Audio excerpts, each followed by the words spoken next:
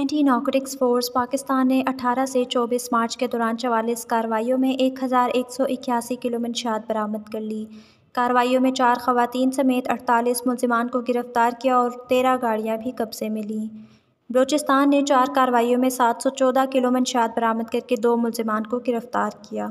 خیبر پختونخوا نے 7 کارروائیوں کے دوران 239 کلو منشیات برآمد کر کے 6 ملزمان کو گرفتار کیا اور 2 گاڑیاں بھی قبضے میں لیں۔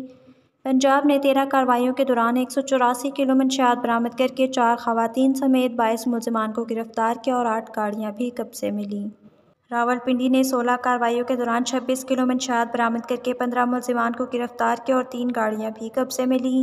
سندھ نے 4 کارروائیوں کے دوران 17 کلو منشیات برآمد کر کے 3 ملزمان کو گرفتار کیا۔